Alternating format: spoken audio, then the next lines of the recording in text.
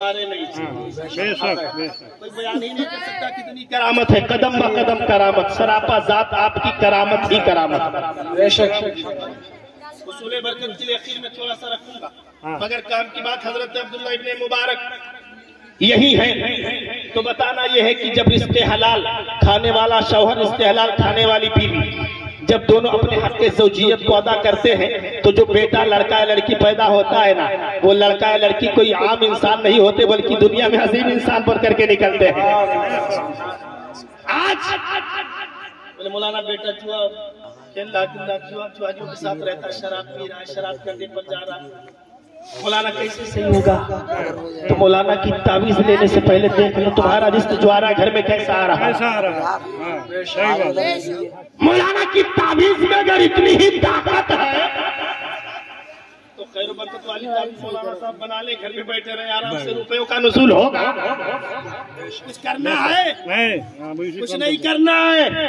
मौलाना के पास जाने से पहले देख लो अपने घर के चारों तरफ, नजर दौड़ाओ, ये बिल्डिंगों में लगने वाली ये एसिया कहाँ से आई? ये कार में घूमने जो बच्चे घूम रहे हैं, कार कैसे आया? ये गाड़ी कैसे आई? ये 4000 का कपड़ा कैसे आया? ये देख लो तो समझ में आ जाएगा। सब अपने ही हाथों की जो की हुई चीजें हैं। जो आज बच्चा जुआरी बन के निकल रहा है, बच्चा शराबी बन के निकल रहा है, बच्चा गली कूचों में गाना गाता हुआ घूमता हुआ चल रहा है, बच्चा नशा करता हुआ नजर आ रहा है, बच्चा किसी लायक नहीं बन पा रहा है। हजरात, अपने करतूत की सजा है। अपने अमाल को देखो, अपने अफाल को देखो, अपने किरदार को देखो, सोसाइटी के हालात को देखो। हजरत अब्दुल्लाह इब्न मुबारक इतने अजीम है, इतने अजीम है। थोड़ी सी तवज्जो कीजिएगा। खाने काबा के तवाफ के लिए चले हैं, हज बैतुल्लाह के लिए चले हैं, वो भी तवाफ ऐसे जमाने में जब रेलगाड़ी का इंतजाम न था, जब हवाई अड्डों का कोई तस्वुर नहीं था, जब हवाई जहाज प्लेन का कोई तस्वुर नहीं था, ना तो हवाई जहाज का वजूद था, ना ही बहरी जहाजों का वजूद था, ना ही ट्रेन का इंतजाम था। लोग पैदल सफर किया करते थे। वो चिलचिलाती हुई धूप में लोग चल करके पैदल सफर किया करते थे। बाद सुमूम का जो है, बाद सुमूम का जो है मुकाबला किया करते थे। चिलचिलाती हुई धूप में सफर किया करते थे। जब थक जाते थे एक जगह जाकर के बैठ जाते थे। हजरत अब्दुल्लाह इब्न मुबारक है, आपके साथ पूरा काफिला है, खाने काबा के तवाफ के लिए चले हैं। जब पहुंच गए करीब खाने काबा के, अब जो है कुछ ही देर के बाद में हिजाज का सरजमीन, हिजाज की सरजमीन पर हम लोग कदम रखेंगे। कुछ ही देर के बाद में हिजाज मुकद्दस का जमाना का जो है कि जो है वो मसाफत तय करेंगे। अब वो जमीन करीब आ जाएगी जिसे दयारे नबी कहा जाता है, जिसे दयारे रसूल कहा जाता है, जिसे अल्लाह रब्बुल इज्जत का मुकद्दस हरम कहा जाता है, हरम काबा कहा जाता है। पहुंच गए नखलिस्तान में, एक खजूरों के बाग में पहुंच गए। हजरत अब्दुल्लाह इब्न मुबारक है, साथ में पूरा काफिला है। जब नखलिस्तान में पहुंचे, चिलचिलाती हुई धूप है, दोपहर का आलम है, बड़ी शिद्दत की धूप है। कहा यहीं पर थोड़ी देर के लिए ठहर जाओ, थोड़ा इंतजार आराम कर लो, उसके बाद फिर रखते सफर बात दिया जाएगा। हजरत गौर से सुनिएगा, हजरत अब्दुल्लाह इब्न मुबारक है, आपके साथ एक काफिला पूरा है। अब्दुल्लाह इब्न मुबारक ने जो है निकल करके जब मैदान में चलना शुरू किया, कुछ ही दूर चले थे कि क्या देखा, अचानक उसी मैदान के अंदर एक झोपड़ी है टूटी हुई। उस झोपड़ी में से एक बच्ची निकली है और निकलने के बाद बड़ी तेजी के साथ घूर पर गई है। घूर जहाँ पर गांव का कूड़ा करकट डाला जाता है, जिसे घूर कहते हैं, जो कचरे का ढेर होता है, वो बच्ची दौड़ करके वहां गई और जाने के बाद में कोई चीज उसने उठाया है, उठाने के बाद अपने फटे हुए दामन में रखा है। दामन में रखने के बाद वो बच्ची तेजी के साथ अपने खीमे की जानिब दौड़ लगाना शुरू कर दिया है। बच्ची भाग रही है। अब्दुल्लाह इब्न मुबारक की नजर पड़ी, कहा ओ बच्ची ठहर जा, ठहर जा, बच्ची ठहर जा। बच्ची ठहरने का नाम ना ले रही है। अब्दुल्लाह इब्न मुबारक उसके पीछे पीछे चले जा रहे हैं। कहा बच्ची ठहर तो जा थोड़ी देर के लिए, ऐ मेरी बच्ची ठहर जा थोड़ी देर के लिए, मेरी बेटी ठहर जा थोड़ी देर के लिए। अब्दुल्लाह इब्न मुबारक ने जब आवाज दी है, वो बच्ची ठहर गई थोड़ी देर के लिए। जब ठहर गई, अब्दुल्लाह इब्न मुबारक करीब गए। जाने के बाद कहा कि अब बच्ची जरा ये बता, तो उस घूर से तूने कौन सी चीज उठाई है और अपने दामन में ले करके तू भाग रही है? राज फाश मत, राज को राज रहने दीजिए, फाश मत कीजिए। हुजूर, कोई नहीं जानता है मेरे दामन में क्या है, शर्मिंदा मत कीजिए। लेकिन हजरत अब्दुल्लाह इब्न मुबारक ने कहा, मैं राज़ो का अमीन हूँ, मुझे बताना पड़ेगा। मैंने इसीलिए रोका है, मैं ताकि समझूं तुमने क्या उठाया है, कहाँ लेकर के जा रही हो। बच्चे ने जब अपने दामन को फैला करके दिखाया है मुसलमान, उस बच्ची के दामन में सोने चांदी के जेवरात नहीं थे, रुपयों की गड्डी नहीं थी। जब बच्ची ने दामन खोला है तो उसके दामन में मरा हुआ परिंदा था। अल्लाह, मरा हुआ परिंदा उस बच्ची के दामन में।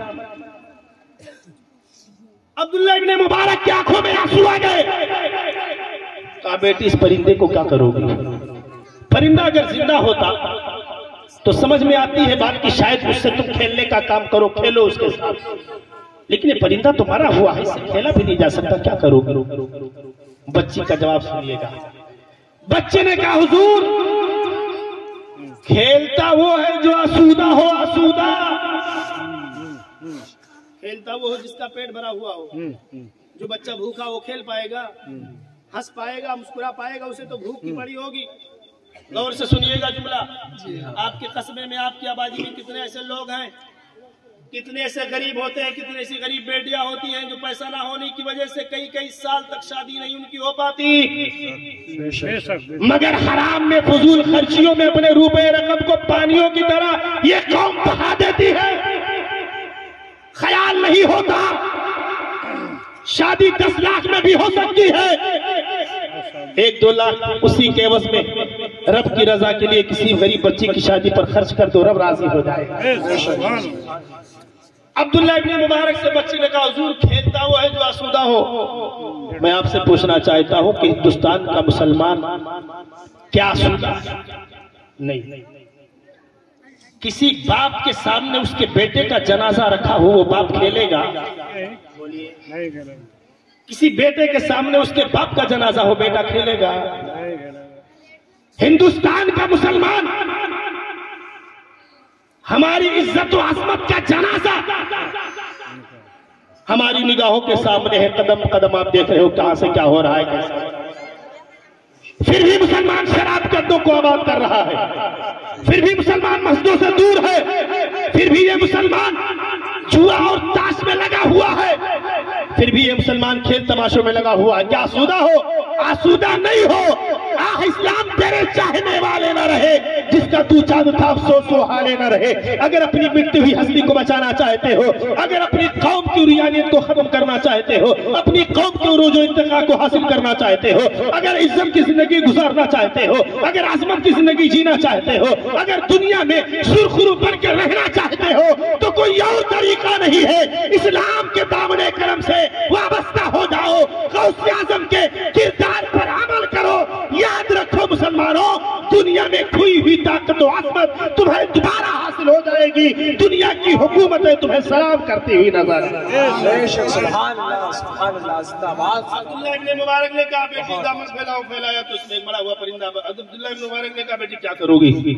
कहा, हुजूर, 3 दिन से मेरा भाई भूख की शिद्दत से उस खेमे में तड़प रहा है, अभी कुछ ही देर में उसकी रूह निकलने वाली है, लगता है मर जाएगा, बचेगा नहीं।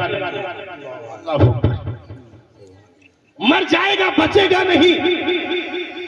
तो मैंने सोचा कि मजबूरी में शरअ ने इजाजत दी है, मुर्दार को भी खा करके जान बचा लिया जाए, जितने में जान बचा, इतना नहीं।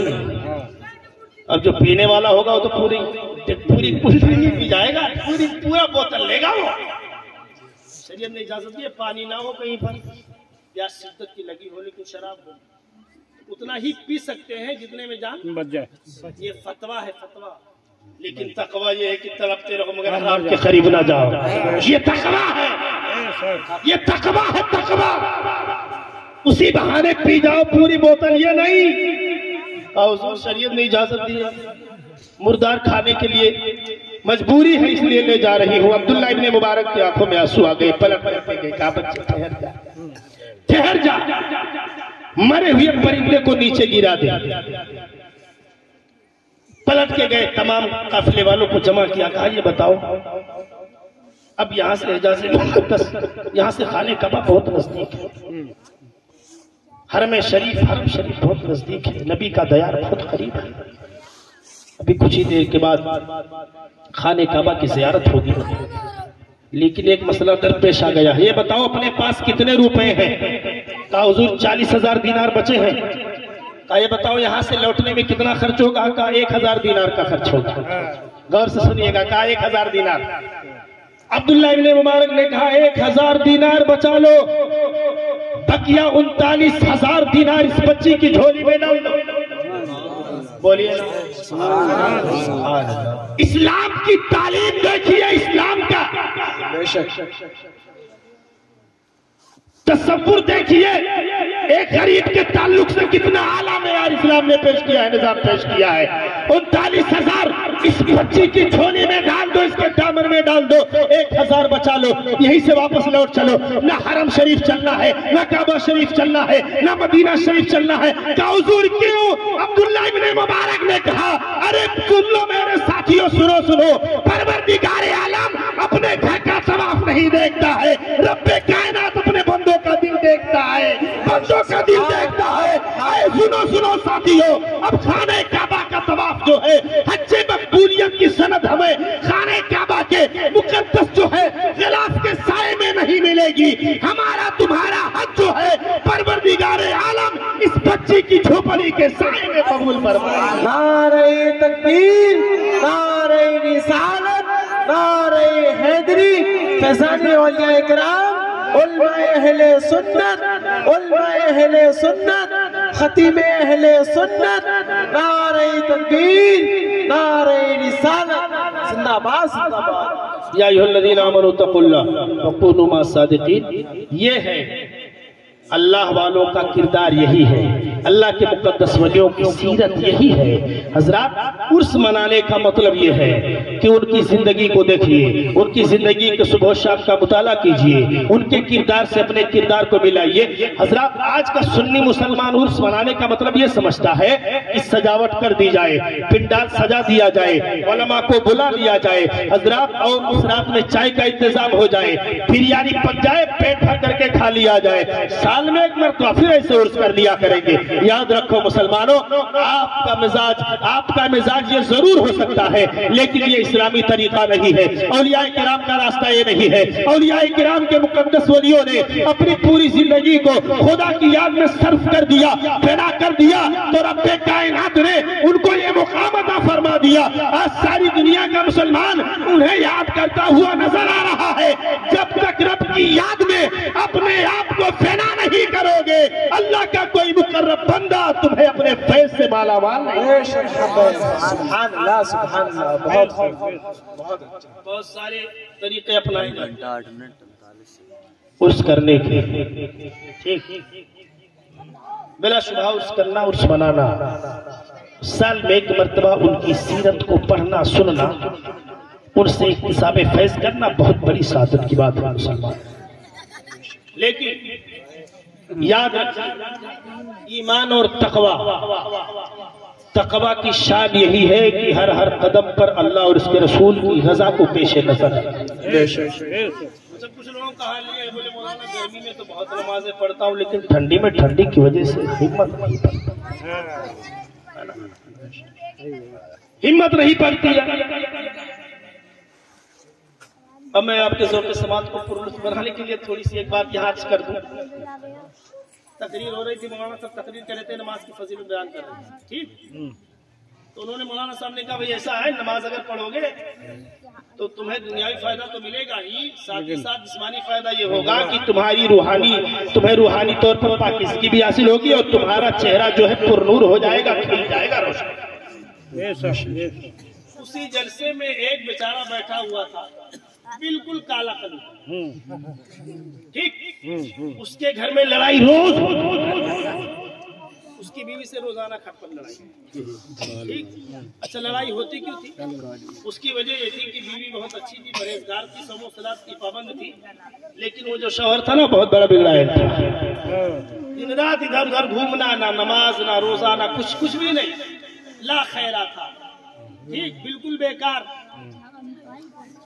किसी काम का नहीं। जैसे घर पहुंचता लड़ाई शुरू, और जब लड़ाई होती तो बीवी यही कहते रे कलुआ, क्या रे कलुआ, किस लायक है? यही तो वो सुनते सुनते बेचारा तंग आ गया। सोचा यार कोई नुस्खा ऐसा मिल जाए कि मुझे कलुआ ना कहे।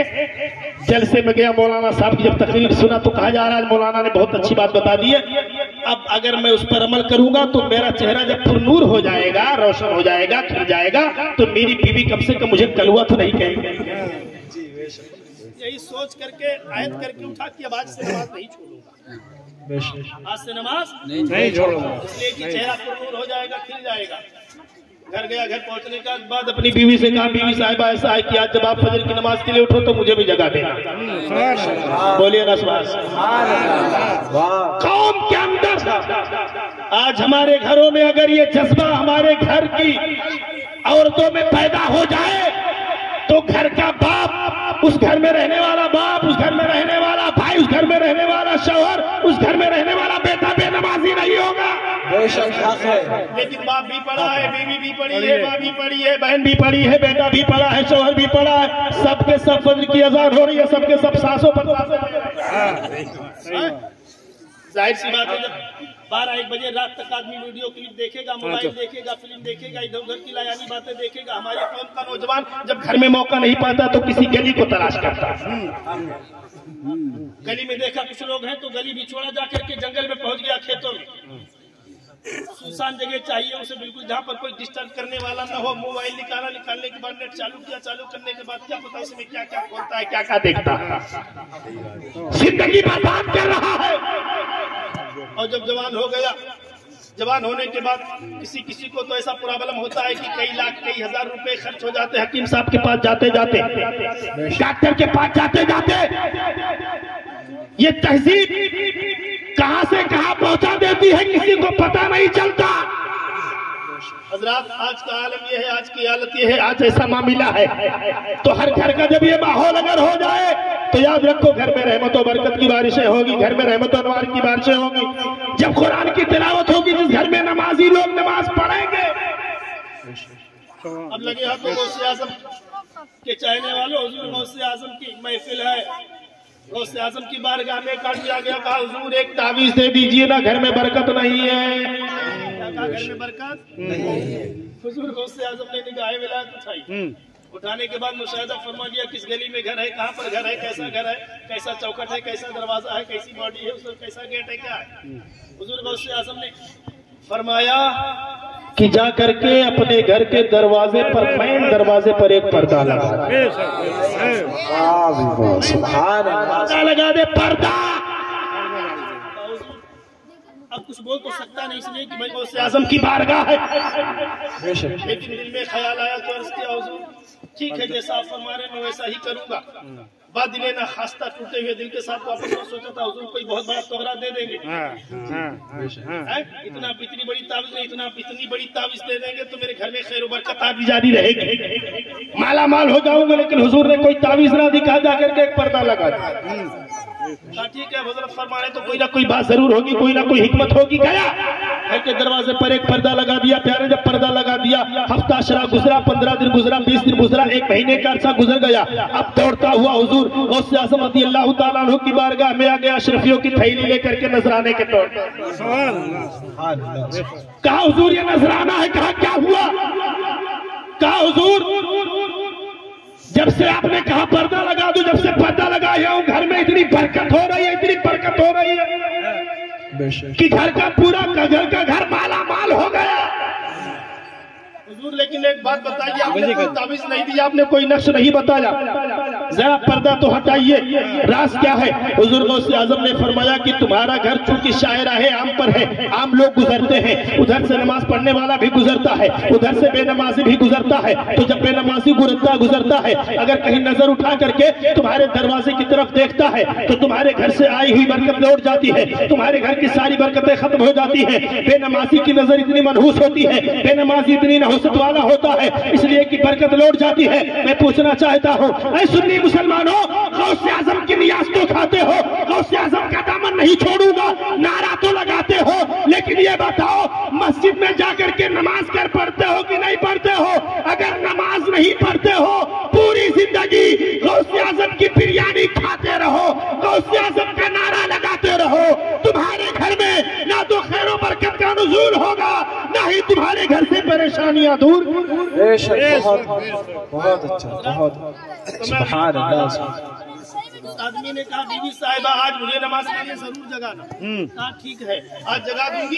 बीवी सोचती रही यार क्या बात है, आज शायद मौलाना की तकरीर समझ में आ गई, इसलिए चलो ठीक है कम से कम कुछ तो सुधरा, कुछ तो इसके जहन में सुधार की सलाहियत पैदा हुई। बीवी ने कहा ठीक है। अब बीवी पूरी रात इंतजार करती रही। जब मस्जिद से अजान की आवाज आई, अस्सलातु खैरुम मिनन नौम, अस्सलातु खैरुम मिनन नौम, हय्या अलस सलाह हय्या अलल फलाह, आओ कामयाबी की तरफ, आओ नमाज की तरफ। नमाज नींद से बेहतर है, नमाज नींद से बेहतर है, नमाज नींद से बेहतर है। आवाज की अजान की आवाजें आती रही हैं। बीवी उठ करके खड़ी हो गई और जाने के बाद शौहर के दरवाजे पर दस्तक दिया। जब शौहर के दरवाजे पर दस्तक दिया उसने, शौहर ने दरवाजा खोला। खोलने के बाद कहा क्या बात है? कहा तुमने कहा था मुझे जगा देना।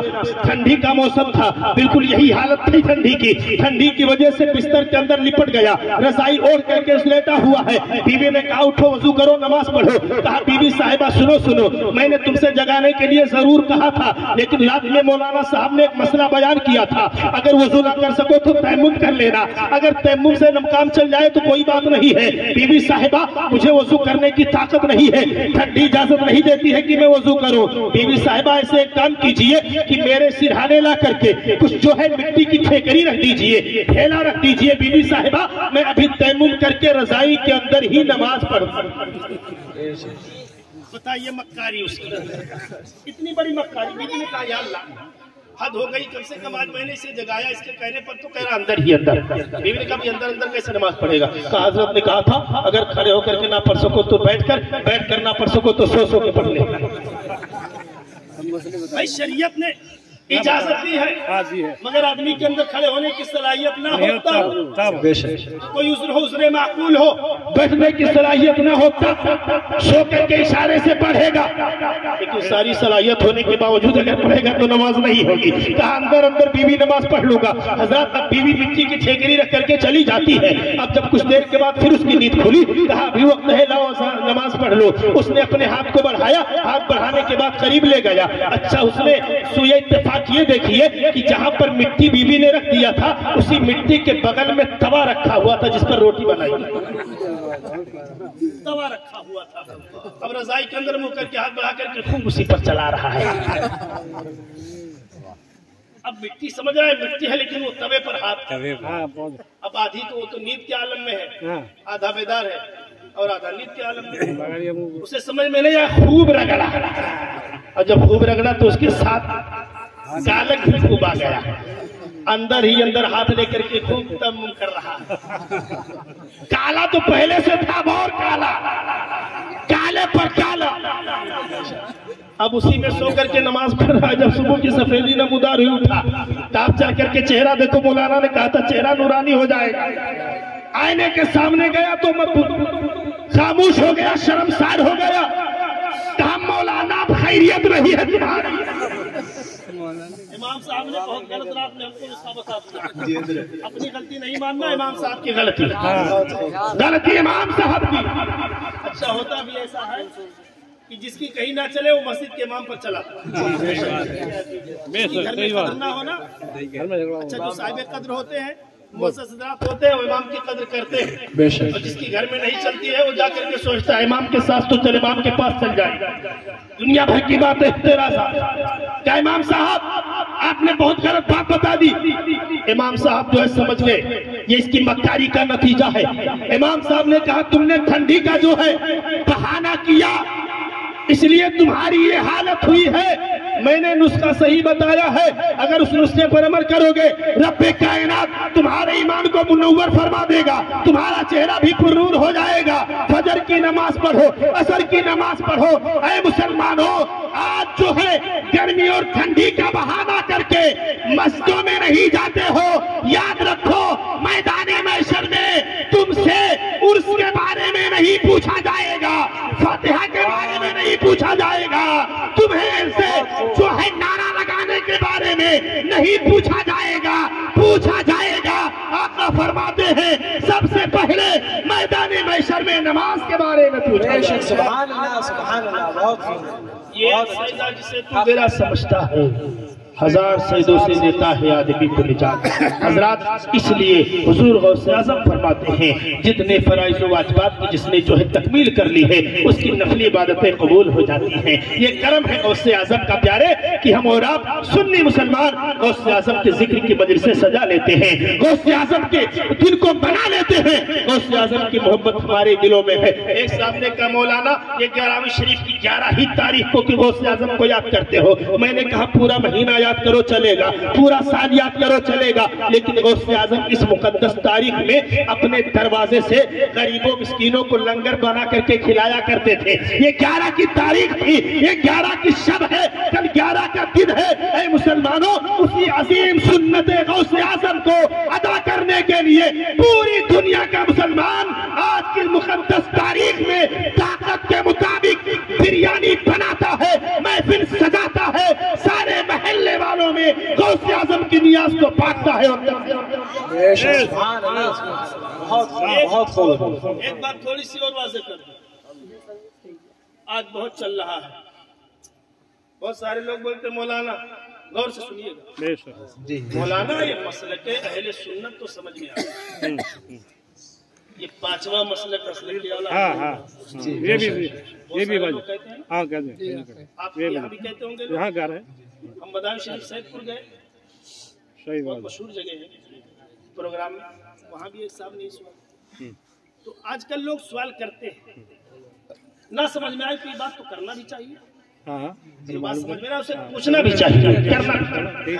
तो देखिए बहुत गौर से सुनिएगा, मसलक आला हजरत कोई मसलक नहीं है, मसलक आला हजरत कोई मसलक नहीं है।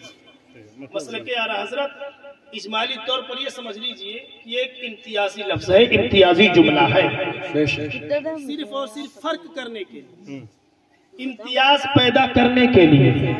मिसाल के तौर पर किसी चीज में जितना ही इश्तिबाह होगा, जितना ही खिफा होगा, उतना ही ज्यादा उसके माने को जाहिर करने की कोशिश की जाएगी। मिसाल के तौर पर आपकी महफिल में किसी का नाम शकील अहमद, ठीक, शकील अहमद हो, लेकिन एक नहीं बल्कि दो शकील अहमद, ठीक।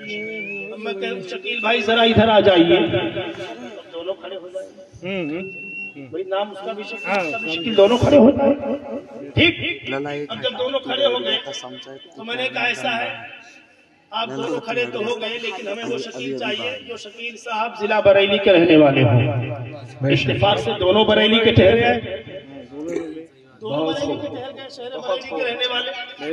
मैंने कहा भाई शहर बरेली में एक कस्बा एक आबादी है टांडा सादात, मुझे शकील नाम का आदमी वहाँ का चाहिए जो जिला बरेली का रहने वाला हो, लेकिन टांडा सादात का रहने वाला हो।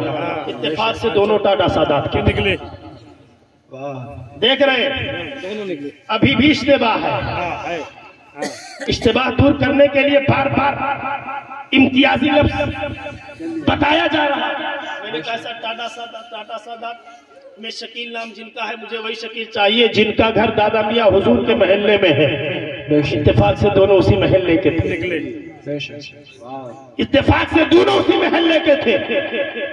मैंने कहा क्या होगा, मैं तो कभी मुलाकात किया नहीं, लेकिन मुझे उसी शकील से मिलना है जो जिला बरेली टाटा सादात का रहने वाला हो, दादा मियाँ हुजूर के महल्ले में रहने वाला हो। कहा मौलाना हम बरेली के भी हैं, हम टाटा सादात के भी, हम दादा मियाँ हुजूर के महल्ले के भी हैं, अब बताइए आपको कौन सा शकील चाहिए। बहुत तो एक बात जहन में और थी, तो मैंने कहा मुझे वो शकील चाहिए जिस शकील के बेटे का नाम मौलाना अब्दुल्ला है। मौलाना अब्दुल्ला है। एक शकील बैठ गए, एक शकील बैठ गए, खड़े रह गए, बोले हजरत वो मैं ही शकील हूँ जिसके बेटे का नाम अब्दुल्ला है। तो जब तक दोनों बराबर चल रहे थे, जब तक इम्तियाज नहीं था, फर्क नहीं था, उसी फर्क को बताने के लिए अब उसके बेटे का नाम पूछा गया कि जिसके बेटे मौलाना भी है और उनका नाम अब्दुल्ला है, तो फर्क वाज़े हो गया। ऐ मुसलमानों, ऐसे ही मार्केट में जब तक बदमज़हब नहीं थे, सिर्फ और सिर्फ या तो सुन्नी मुसलमान था या दूसरा, जो आपके यहाँ पाया जाता है। हाँ है जी। शियाओं, हाँ हाँ शियाओं, यही सुन्नी, सिर्फ दो गुरु, ठीक, दो मसला, यही है पहले। ठीक। सुन्नी जब तक सुन्नी थे सब सुन्नी, हाँ सब सुन्नी। ठीक।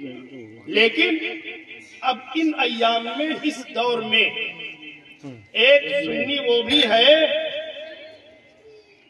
जो अशरफ अली थानवी को मानता है, वो भी अपने सुन्नी, ठीक ठीक। वो भी कहता मैं भी सुन्नी हाँ हूँ, हाँ कहता है वो। और कहता मैं हनफी मसलक हूँ, क्या हूँ, कहता है ना। हमारे यहाँ रिशा में भी एक मस्जिद बना ली, उस पे नाम रखा फातिमा मस्जिद, सुन्नी हनफी फातिमा मस्जिद। तो सुन्नी हनफी हम लोग भी, सुन्नी हनफी वो भी। अब पता कैसे है?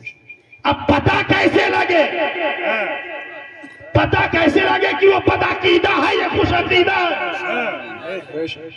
ये खुशअकीदा सुन्नी है, ये नबी की ताज़ीम करने वाला है, वो नबी की ताज़ीम को शिर्क बताने वाला है। गौर से सुनिएगा, मसलक आला हजरत कोई मसलक नहीं है। पता कैसे लगेगा? जब इसकी छानबीन की गई, तमाम उलमा ने सोचा, सज्जादा नशीनों ने सोचा, अहले इल्म ने सोचा, तो कहा अब सुन्नी हनफी कहने से काम नहीं चलेगा। मसलके इमाम आज़म का नारा वो भी लगाता है, हम भी लगाएंगे, तो पता कैसे चलेगा? इसलिए पता चलने के लिए, इम्तियाज के लिए, फर्क को बताने के लिए, सुन्नी हनफी बरेलवी हो, वहाँ मसलके आला हजरत का नारा लगा दो, पता चल जाएगा ये पसंदीदा सुन्नी नहीं है, बल्कि ये गौसे आज़म का मानने वाला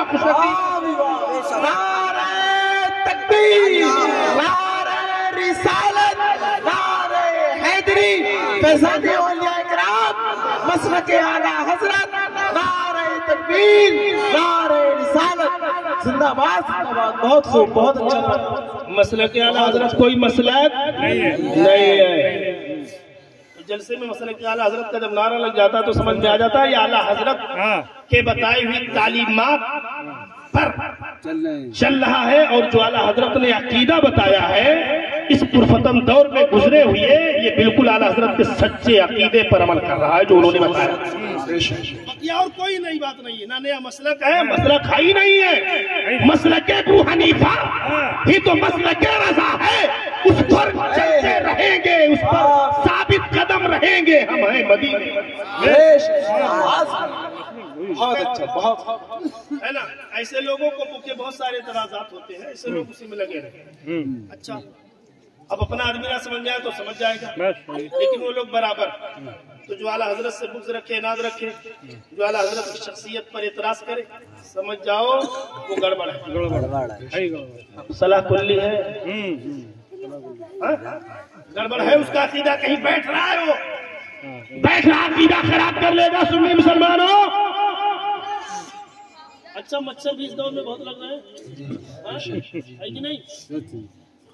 हाँ जी। आप लोगों की समाज माशाल्लाह बहुत अच्छी है। अब मैं अपनी बात को खत्म करने वाला हूँ। इतनी गुफ्तगू ना की जाए कि आप इतनी गुफ्तगू नहीं होनी चाहिए। वो कूनू मा सादिकीन, सच्चों के साथ हो जाओ। अच्छा, मच्छर काटता कब है जानते हैं? आप बेदार हैं, नहीं काटेगा। आप सो जाइए तो देखिए कैसा कैसे पड़ता है। कभी कान में काटेगा, कभी हाथ में काटेगा, कभी पैर में काटेगा, कभी गर्दन में काटेगा, काटेगा ना जहाँ वहीं डसेगा। अच्छा, अल्लाह ताला ने उसको कितनी ताकत दी है। हल्का फुल्का जानवर है, वजन में कुछ भी नहीं।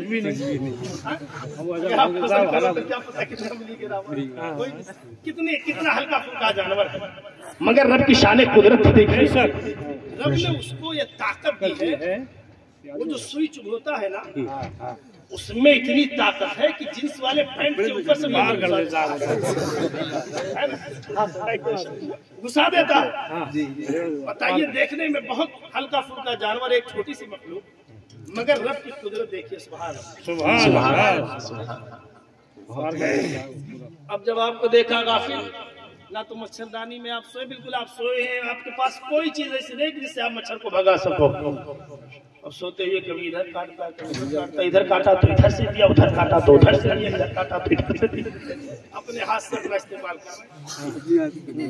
अब पूरी रात आपको सुनाएगा गजलें गा गा करके कान में, कभी इधर कभी उधर, कभी इधर कभी उधर, मतले पे मतला, मतले पे मतला, मतले पे मतला, मकता आएगा ही।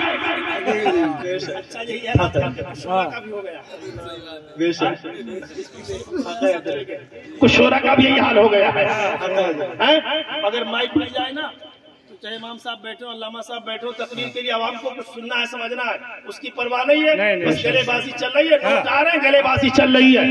अल्लाह की रजा के लिए जो काम हो, रब की रजा के लिए, बरेली के ताजदार के मानने वालों, आला हजरत के नाम पर रोटियां सेकने वालों, आला हजरत से कहा गया वालिए नानपारा की शान में कुछ लिख दीजिए, आप बड़ा ऊंचा कलाम लिखते हैं, तो बरेली के ताजदार ने कहा था मैं किसी दुनियादार का वफादार नहीं हूँ, मैं अहमद मुख्तार का वफादार हूँ। अहमद रजा जब कलम उठाता है, अहमद रजा की जब जुबान खुलती है तो यही लिखता है, करूमत है अहले दुआल रजा, बड़ी सभा में मेरी बाला, मैं गदा हूँ अपने करीम का, मेरा दीन पा रहे हैं। सुभान अल्लाह, जिंदाबाद।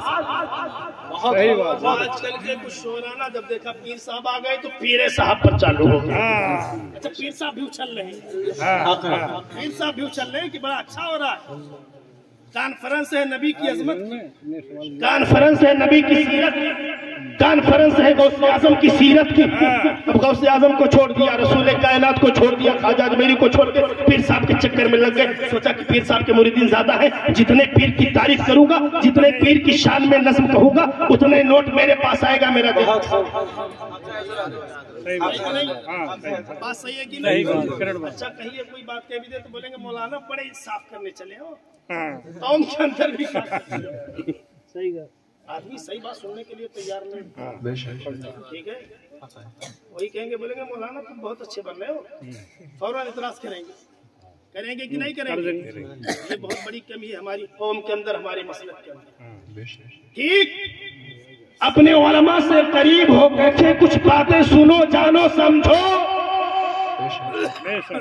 नात पढ़ना इबादत है, नात का सुनना इबादत है, बहुत अच्छी बात है, लेकिन नात वही नात जिसमें नबी की तारीफ हो, जो नबी की मोहब्बत में सुनाया जाए। नोट कोई सवाब नहीं है। मैंने कहा कि वो मच्छर जब आता है ना तो मतला सुनाता, जल्दी खत्म ही नहीं करता।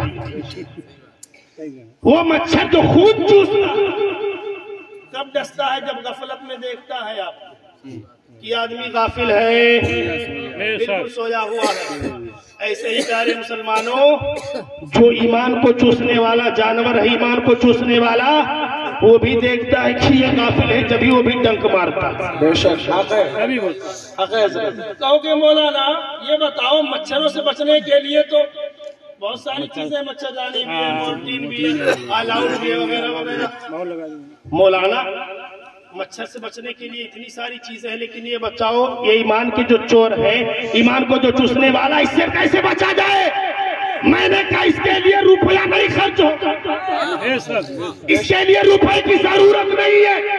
ईमान चूसने वाले जानवर से बचना है, मसलक के आला हजरत लिख करके दरवाजे, मसलक के आला हजरत लिख करके दरवाजे पर लगा दो, या गौसे आज़म अल मदन लिख करके दरवाजे पर लगा दो। ईमान चूसने वाला चोर गली में जब तस्वीर सल्ला लेकर के चलेगा, ऐसे देखेगा ना तो कहेगा कि इधर मत जाओ, ये तो आला हजरत का दीवाना है, ये गौसे आज़म का दीवाना है, ये दादा मियाँ का दीवाना है, ये ख्वाजा अजमेरी का दीवाना है, मखदूम कलीरी का दीवाना है। इसके दिल में वली की मोहब्बत है, इसका ईमान ना चूस सकोगे। इसलिए सुन्नी मुसलमानों, कुरान में रब ने फरमाया वकूनू मास्सादिकीन, अल्लाह वालों का दामन पकड़ लो, इनका दामन पकड़ लोगे, तुम्हारी ईमान अकीदे को कोई तबाह बर्बाद न करे। सुभान अल्लाह, सुभान अल्लाह, जिंदाबाद। बहुत वसीले मौला चाहते हो तो वसीला ढूंढ लो, बेवसीला नजदियो हरगिज खुदा मिलता नहीं। हजरत या अय्युहल्लज़ीना आमनू तक़ुल्लाह वकूनू मास्सादिकीन, ईमान वालों अल्लाह ताला से डरो और सच्चों के साथ हो जाओ, सच्चों की मोहब्बत अपने दिल में बसा लो, सच्चों के दामने करम से वाबस्ता हो जाओ। सुन्नी मुसलमानों, अपनी किस्मत पर नाज करो कि हमें गौस मिला, तो गौसे आजम वो गौसे आजम मिला है जिस गौसे आजम ने फरमाया, गौसे आजम ने फरमाया यदि अला मुरीदी कसमाए अलल अर्द। गौसे आजम फरमाते हैं मेरा हाथ मेरे मुरीद पर ऐसे ही है जैसे आसमान का शामियाना सारी रुई जमीन, कहीं से भी पुकारो। इसीलिए आला हज़रत सरकार बरेली के ताजदार फरमाते हैं है रसायूना बिलक तू नहीं जय्यद तो न हो, है रसायूना बिलक तू नहीं जय्यद तो न हो, सैयद है जय्यद हर दहर है मौला तेरा, सैयद जय्यद हर दहर है मौला तेरा।